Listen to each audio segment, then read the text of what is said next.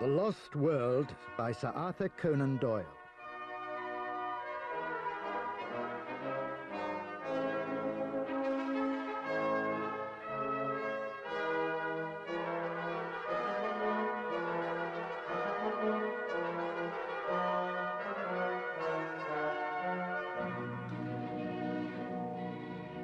I was just a young reporter, Edward Malone of the Daily Gazette, when I first met that extraordinary man, Professor Challenger.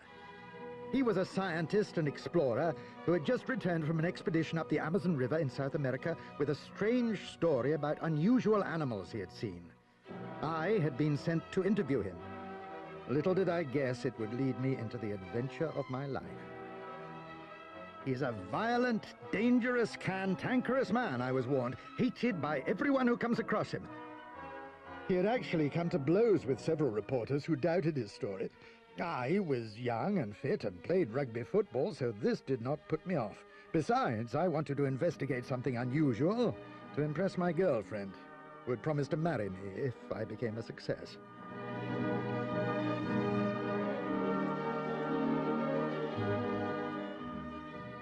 The professor was a huge, hairy man with a black beard, a chest like a barrel, piercing eyes, and enormous hands. He had a bellowing, rumbling voice, and was certainly frightening. He seemed to take to me, however, and showed me a sketchbook.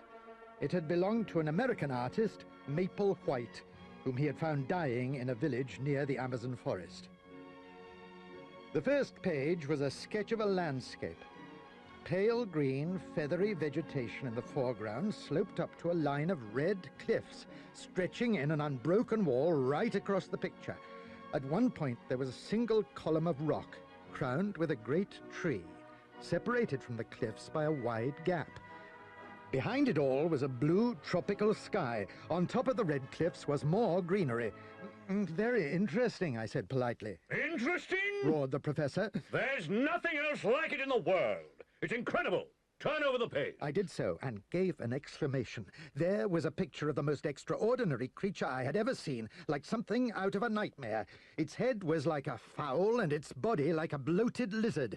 Its trailing tail had a row of spikes. On its curved back was a strange fringe, like a dozen or so of coxcombs, arranged one behind the other. A little man, like a dwarf, stood in front of it, staring up. What do you think made him draw such an animal? He must have been drunk. What's your explanation? I asked. The obvious one is that the creature exists, that it was actually sketched from life. If I hadn't been told about the professor's temper, I would have laughed in his face.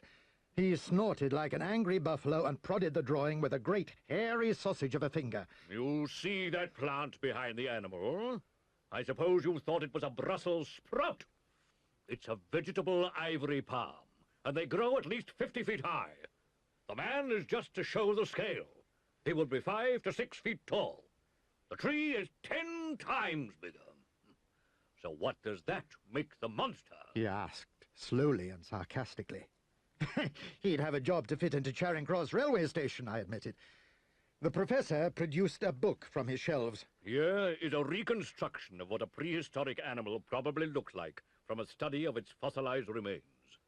This is a Jurassic dinosaur, a Stegosaurus. I gasped. The Jurassic period of rock formation began about 135 million years ago, before man existed. It was the age of the great lizards called dinosaurs. A Stegosaurus was a dinosaur with armor plating. Professor Challenger wanted me to believe that one had been seen alive in our century in South America by Maple White. Now he thrust a faded photograph into my hand.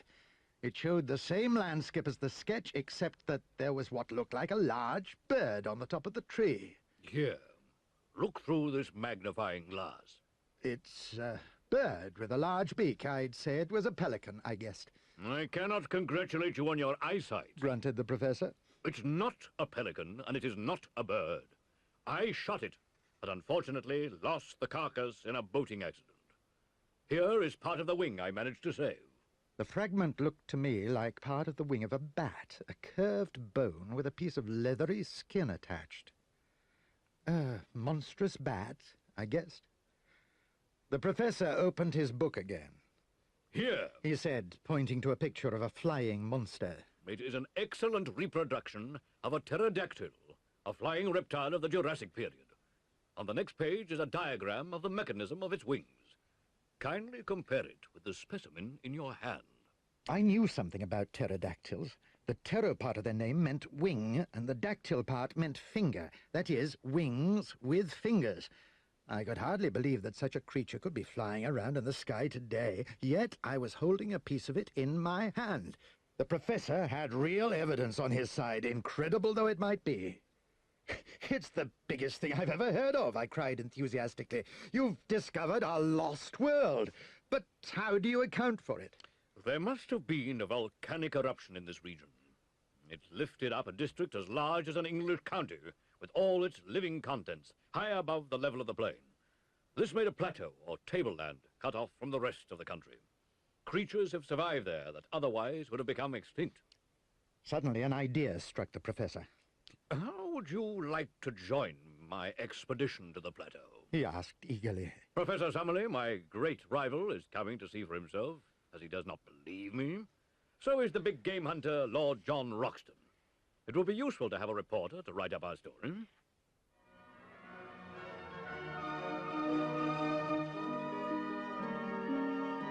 I did not hesitate. It was the chance of a lifetime. When I told my editor, he too was eager for me to go and get a good story for the Gazette. Later, I met the other two members of the expedition. Professor Summerlee was a thin, bitter man who scoffed at challengers' claims. Lord John Roxton was a real adventurer, a famous hunter, deeply tanned with red hair and keen blue eyes. I took a liking to him at once. I was the youngest member of the expedition. If I'd known what lay in front of us, I might not have been so enthusiastic. The three of us made our way by sea to Brazil, and then by steamer to Manaus, where we were joined by Professor Challenger. We were an odd group. Professor Summerlee, who was 65, with a thin, goat-like beard, darted about with a butterfly net, collecting specimens. He was the original absent-minded professor, careless in his dress, not too clean in his habits, and constantly smoking a short, stubby pipe. Lord John Roxton, in his 40s, dressed very neatly in white tropical suits and high brown mosquito boots. He shaved at least once every day and had a quiet voice and manner. He was respected by the native Indians, who called him the Red Chief because of his hair. He had freed a whole tribe of them from captivity by slavers in Peru and killed the slavers' leader, Pedro Lopez, with his own hands. His knowledge of the country and the language was a great help.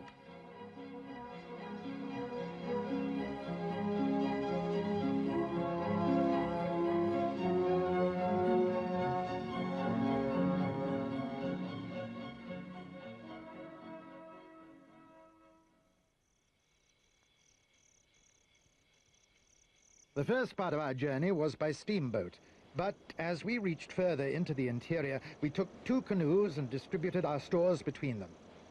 We had 2 half-Portuguese, half-Indian brothers called Gomez, a Negro, Zamba, and 2 Indians to help with the navigation. At times, we had to carry our canoes overland to avoid rapids.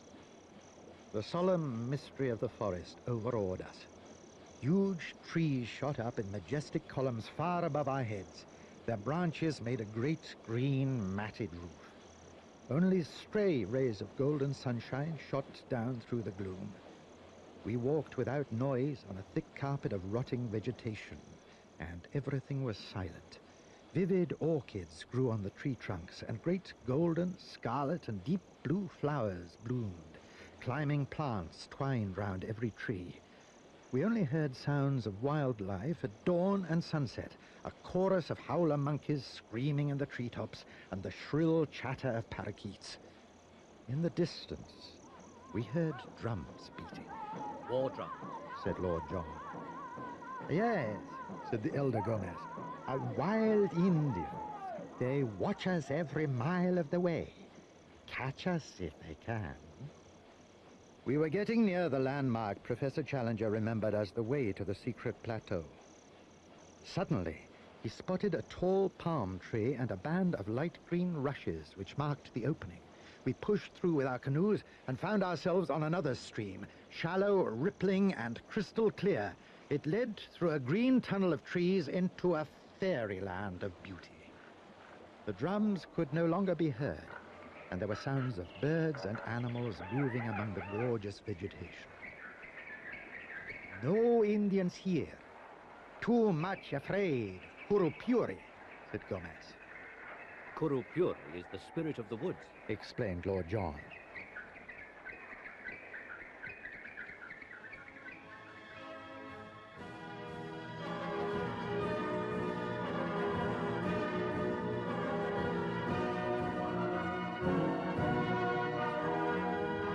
After 3 days, we had to leave our canoes and wade through swamps infested with mosquitoes.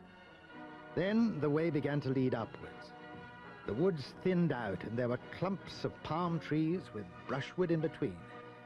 As we went on, the two professors constantly squabbled about which of them was in charge of the expedition.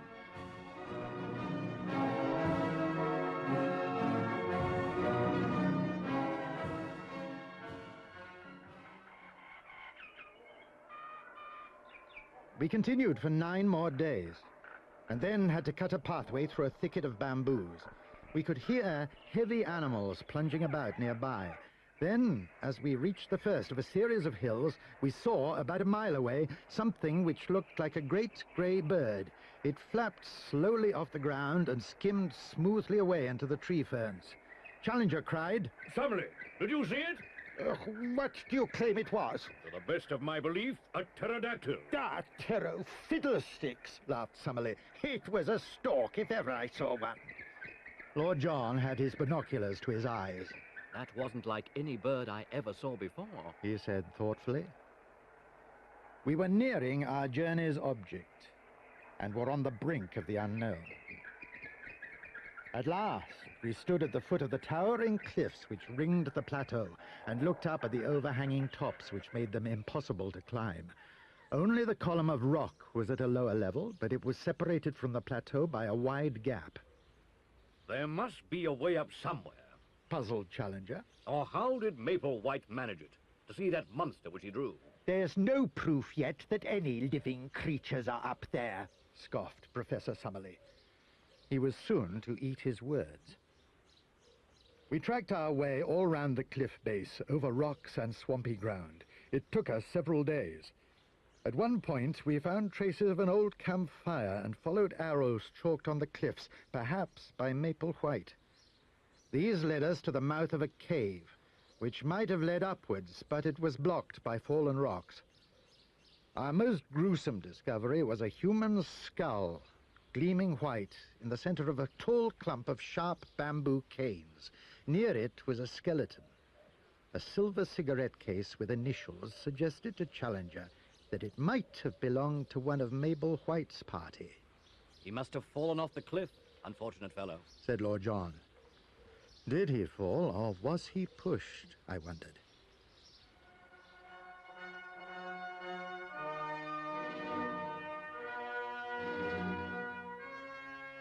We decided to camp for the night and have supper. Lord John had shot a small wild pig, and we made a fire and started to roast it. Although there was no moon, we could see a short distance across the plain by starlight.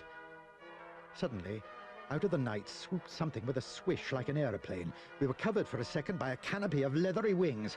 I saw a long, snake-like neck, a red, greedy eye, and a great snapping beak. The next moment, it was gone. And so was our dinner. A huge black shadow, 20 feet across, blotted out the stars and vanished over the cliff. After a pause, Professor Summerlee broke the silence. Professor Challenger, he said solemnly, I owe you an apology. It was worth a stolen supper to have these two men shake hands and make friends at last.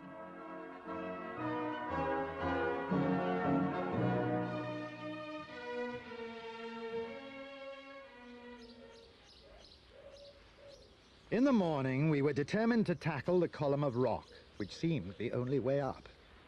Challenger had brought a long coil of strong rope and other climbing equipment. He was the first to get to the top and fastened the rope round the trunk of the big tree on the summit. The rest of us were then pulled up and found ourselves on a grassy platform about 25 feet square. We were amazed at the view of the great plain below us, and beyond it the forest through which we had passed. But Challenger was eager to get onto the plateau. This tree is the answer to our problem. He said excitedly. All we need is a bridge across the gap. It was a brilliant idea. The tree already sloped that way, and if it were cut carefully, it would fall straight across the gap. The professor had brought an axe. He asked Lord John and me, as the youngest and fittest, to fell the tree. We worked with all our might for an hour, and then there was a rending crack. The tree toppled, and its branches rested among the bushes on the other side. And naturally, the professor wanted to be the first across, and bounded over eagerly. We followed more cautiously, and I tried not to look down. Lord John strolled coolly across. That man had nerves of steel. We had hardly gone 50 paces when there was a dreadful crash behind us. We rushed back and found that our bridge had vanished, tumbled into the abyss. What could have happened? The answer was not far to seek. The gloating face of the elder Gomez appeared, twisted with hatred. It was he and his brother who had managed to dislodge the trunk with the help of a great loose branch. "There you are, you English dog!" he screamed at Lord John. "And there you will remain. You killed Pedro Lopez 5 years ago, and this is my revenge. You are trapped, every one of you." With that, he scrambled down the column of rock. Lord John ran along the edge of the plateau and fired a shot. There was a scream and the thud of a falling body. This is all my fault, said Lord John. I should have remembered how long these fellows bear a grudge. Down on the plain, we saw the other brother captured by our faithful Negro, Zamba. Soon, Zamba's honest face and burly form appeared at the top of the column. He was now our only link with the outside world. "I will not leave you," he cried. "But the Indians have run away. They're afraid of Curupuri." He untied the rope from the tree stump and threw it over to us. With its help, we were able to drag some provisions and ammunition over the gap, but it was too short for us to climb down. We were in a hopeless position, as far from human aid as if we had been on the moon.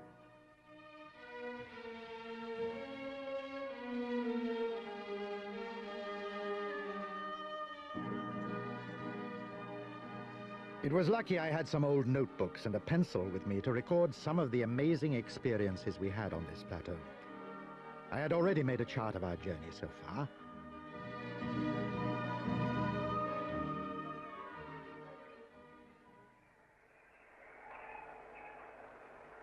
We established our headquarters in a clearing, protected by a barrier of thorny bushes. In this, we stacked our supplies. A huge ginkgo tree overshadowed our small fort, and a stream ran close by. The climate was not too hot. We were safe as long as we made no noise. Lord John said, "We must have a good look at our neighbors before we get on visiting terms." We christened the plateau Maple White Land, after its first discoverer. The first sign of life we found was an enormous three-toed track print in the soft mud near the stream. "By George!" exclaimed Lord John. "This surely must be the grandfather of all birds." Among the huge prints was what looked like the mark of a 5-fingered human hand. "I've seen this before," cried Challenger. "in fossilized tracks in clay. It's a creature walking erect on 3-toed feet and occasionally putting a 5-fingered forepaw to the ground. Not a bird, my dear Roxton, a reptile. It's a dinosaur." With that, we came upon a glade where there were 5 of the most extraordinary creatures I had ever seen. We crouched in the bushes and watched them in amazement. They looked like monstrous kangaroos, 20 feet long, with scaly skins like black crocodiles. They sat up, balancing themselves on their powerful tails, and pulled down branches with their 5-fingered forefeet, eating the green shoots. They were enormously strong, able to tear whole branches off the trees. 2 were parents, and the other 3 young ones. Their brains were very small, and their reactions slow. They lumbered peacefully off in search of more food. What are they? Asked Lord John. Iguanodons, said Summerlee. They're vegetarian dinosaurs. You'll find their tracks all over the south of England. They died out when there was not enough green stuff to keep them going. Here, conditions haven't changed, and the beasts have survived. These monstrous creatures were unlikely to hurt anybody, but we did not know what other, more ferocious survivals we might find.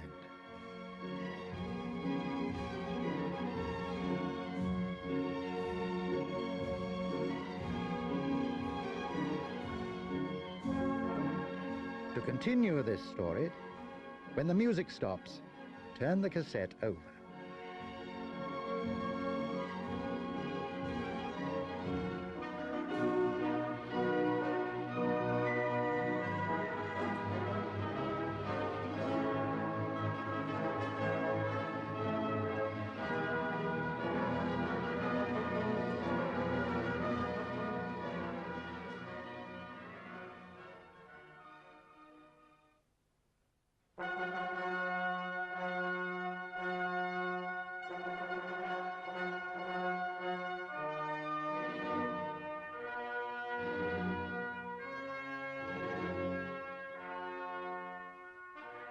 We made our way cautiously through the woods, Lord John in the lead, while the 2 professors kept stopping to exclaim over some wonderful new insect or flower.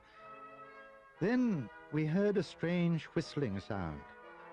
Lord John beckoned us to a line of boulders where we looked down into a bowl-shaped crater. At the bottom lay pools of stagnant water.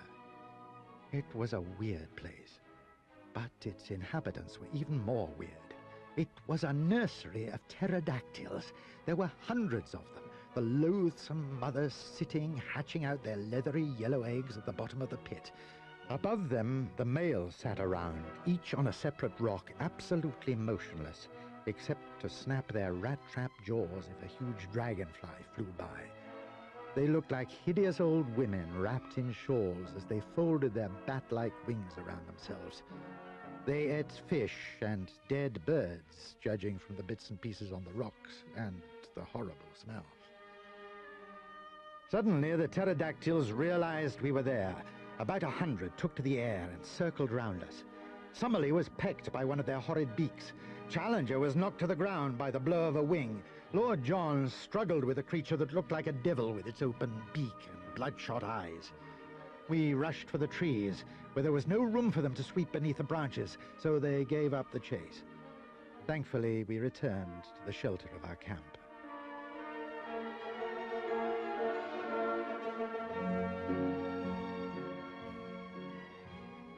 That night, I could not sleep. I had a queer feeling we were being watched from above, though I could see nothing in the gloom of the great tree overhead. Suddenly, we were awakened by the most frightening noise. It was an ear-splitting scream like a train whistle, only much deeper, accompanied by a low, gurgling laugh. As it died away, we heard the heavy, soft padding of some huge animal just outside our camp. We could see its crouching shadow under the tree. Lord John bravely snatched a blazing branch from the fire and, running forward, dashed it into the creature's face.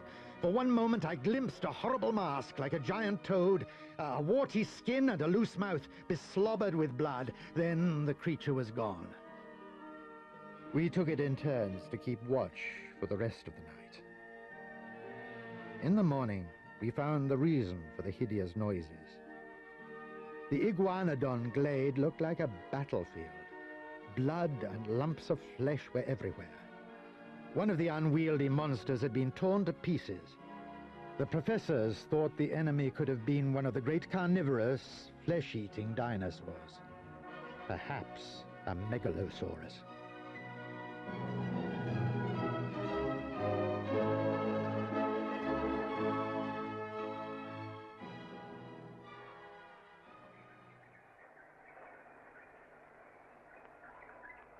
We still had no idea of the extent of the plateau.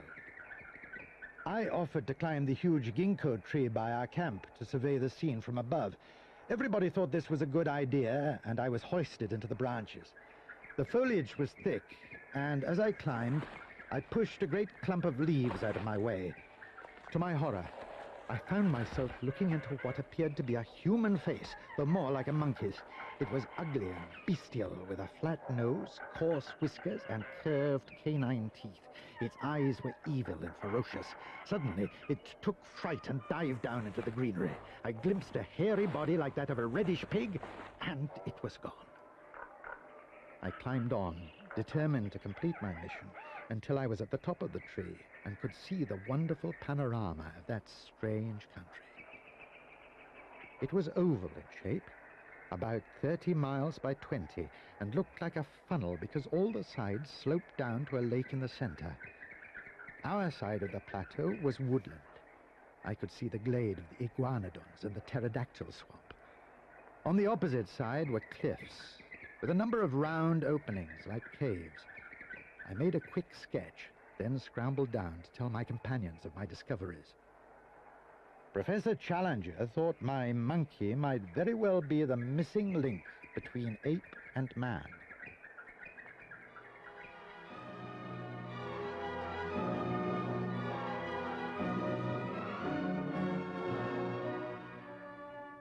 That night I was so excited that once more I could not sleep.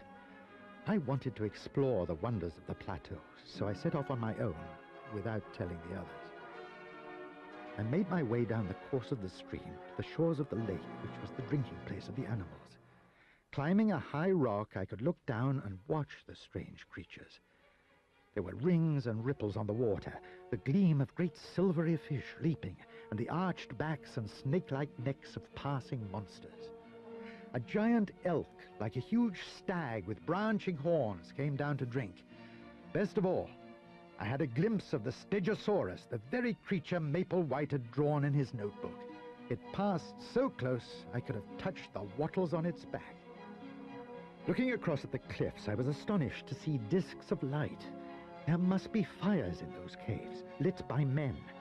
They were human beings living on the plateau. I turned back immediately to tell the others.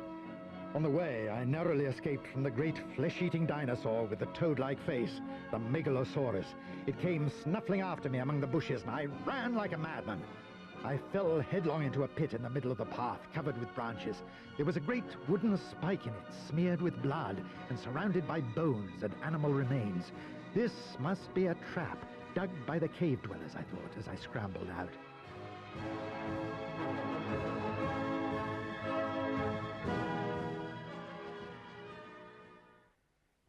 As I neared our camp, I shouted to let the others know I was back. To my surprise, there was no reply. Fearful sight met my eyes. Our belongings were scattered about the clearing. Close to the smoldering ashes of our fire, the grass was stained with a hideous pool of blood. As I gazed around in horror, my arm was gripped. I gave a cry of joy as I saw Lord John had returned. His face was scratched and bloody. His clothes were in rags, but he was unharmed. Quick, young fellow. Get the rifles and cartridges. Fill your pockets. Take some tins of food. Don't talk. Get a move on, or we are done. I rushed after him, bringing everything I could carry until we reached a safe spot in the woods. What happened? Who is after us? I cried. The ape man, said he. What brutes. Where were you all that time? I quickly told him. He related what had happened in my absence. The ape men had attacked in the early morning. They came down out of the trees as thick as falling apples. They tied us up with creepers and sat round in a circle, looking murderous. Great, strong brutes. Challenger went off his head and raged at them like a lunatic. What did they do? I asked. That's the funny part of it. The chief ape looked the spitting image of Challenger. He had the same short body, big shoulders, no neck, great frill of a beard and tufted eyebrows. He seemed to think Challenger was his brother. They all started cackling with laughter and dragged us off through the forest. They carried Challenger shoulder high like a Roman emperor. They took us to their headquarters on the edge of the cliff. You say you've seen signs of men. Well, we've seen the men themselves. The natives hold one side of the plateau, the cliffs and caves. The apes hold the other, and there is war between them. They'd captured a dozen or so natives and put 2 of them to death right away. You remember that clump of bamboos where we found the skeleton? It's right under their cliff. And they make their prisoners jump off right onto the bamboo spikes. We were to be the next victims. Luckily, I managed to knock out my guard and get away to fetch a rifle. The apes can't run very fast, and I don't think they know about guns, so we may have a chance. Lord John had been speaking as we hurried along, and now we reached the edge of the cliff where there was a semicircle of trees. There were rough huts in their branches, crowded with the females and infants of the ape people. Hundreds of the shaggy red-haired males were gathered down on the cliff. In front of them stood a little group of Indians, small men with red skins that glowed like polished bronze. Challenger and the Ape King stood separately from the others, looking absurdly alike, except that one had black hair and the other red. Two of the ape men seized an Indian by his leg and arm and hurled him over the precipice. The others rushed to the edge and yelled with delight to see him impaled on the bamboo spikes. Next, it was Professor Summerlee's turn. His thin figure and long limbs struggled and fluttered like a chicken being dragged from its coop.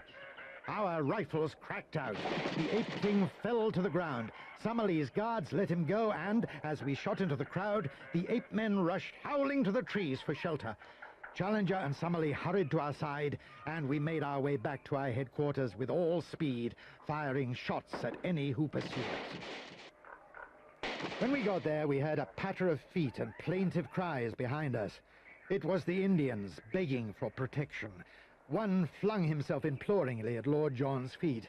Get up, young fellow, and take your face off my boots, said Lord John. They live in caves on the other side of the lake. We ought to get them back there, I suggested. One of the young men, who seemed to be their chief, walked proudly ahead of us as our guide. We all made our way towards the lake, which we reached in the late afternoon.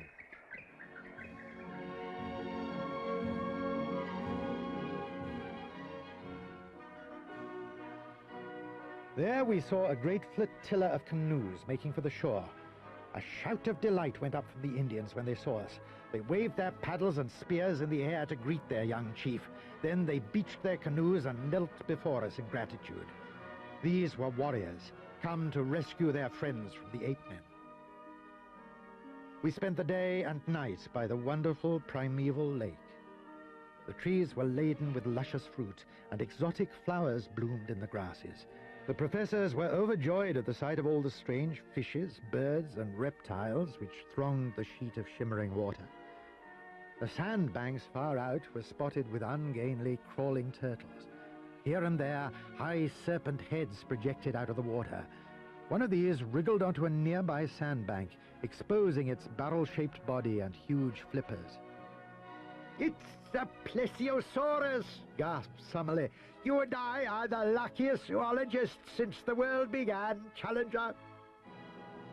That night, our campfires glowed red in the shadows of the trees, and the snort and plunge of huge water animals could be heard far out in the lake. Next day, we set out to attack the ape settlement. The Indians carried spears, bows, and poisoned arrows, a contrast to our modern weapons. Scouts crawled ahead through the bushes to the edge of the forest. Here we spread out in a line, Roxton and Summerlee on the right flank, Challenger and myself on the left. The clumsy ape men came howling out of the trees with stones and clubs. We hardly needed to use our rifles, for the Indians soon got the upper hand. They drove the apes back to the edge of the cliff, where they had a taste of their own medicine and fell on the bamboo spikes. Challenger said, "This is a moment of history. Man has triumphed over the ape." "We've had adventures enough," said Summerlee. "Let us get out of this horrible country and back to civilization." But it was to be a long time before we could escape from the plateau. The Indians did not want us to go. They even offered us caves and wives. They showed us their wonderful paintings of animals on the smooth walls of the tunnels and caves. They were much more advanced than the apes, and even herded the iguanodons for meat as we do cattle. We spent our days exploring and collecting specimens. I was amused one day to meet Lord John Roxton walking around inside a bell-shaped wickerwork cage made from bent canes. "What on earth are you up to?" I asked. Visiting my friends the pterodactyls. Interesting beasts, but but rude to strangers. I've rigged up this contraption to keep off their attentions. What do you want in the swamp? I'm going to get a young devil chick for Challenger.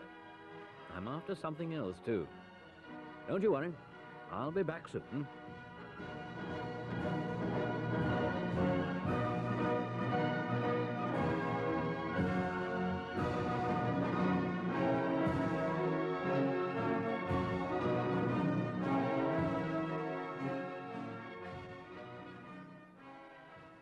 At last, after many weeks, the young Indian chief came to our aid and showed us which of the many cave passages led down to the plain. The caves were full of bats flapping around our heads. We hurried over white, glistening sand, but everywhere came up against solid rock. There seemed no way through till we found a larger passage. At the end was a brilliant light, like a curtain of flame, barring our path. Suddenly, Lord John cried, "It's only the moon! We are through, boys!" We gazed down on the plain below. As we scrambled down the slopes to the plains to meet Zamba, a high, whickering cry, the call of some weird animal, rang clear out of the darkness. It was the voice of the lost world, bidding us goodbye.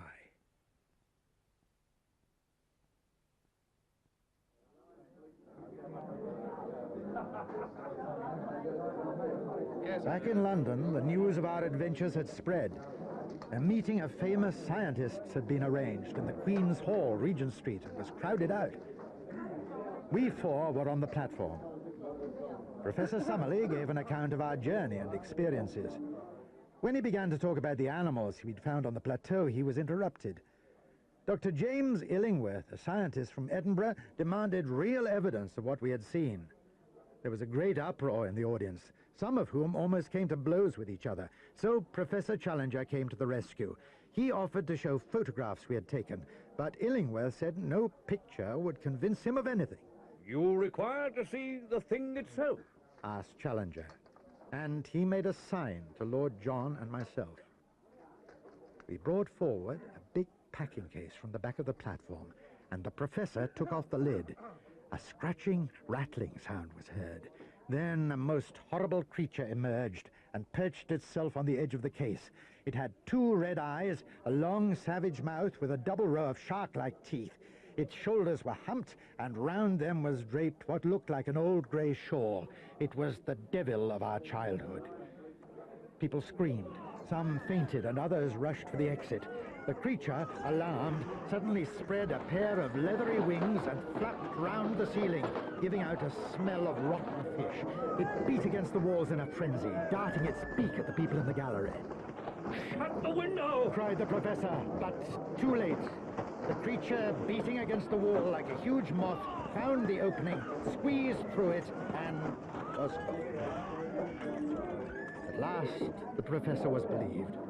All of us were carried shoulder high in a procession down to Piccadilly, the crowd cheering and singing, "For he's a jolly good fellow." As for the pterodactyl, after frightening a sentry outside Marlborough House, nearly out of his wits, it was sighted on the Devon coast, heading for the Atlantic. Perhaps its homing instinct took it back to Maple Whiteland. Safe in Lord John Roxton's rooms in the Albany, the 4 of us were celebrating. Lord John had something to say. It wasn't only the pterodactyl I brought from the swamp. Look at these. And he produced a handful of dull pebbles. Next, out of his pocket, he brought a huge, sparkling diamond. I took this one to a jeweller to be cut and valued. He said. The lot are worth over £200,000. That's £50,000 each. What will you do with yours, Challenger? Found a private museum. It's always been my dream. And you, Summerlee? Retire and classify my chalk fossils. I'll use mine in fitting up an expedition to have another look at the dear old plateau. And you, young fellow? I suppose you'll be getting married. Not just yet, I said. I think if you'll have me, I'd rather go with you. Good chap, said Lord John, shaking me firmly by the hand.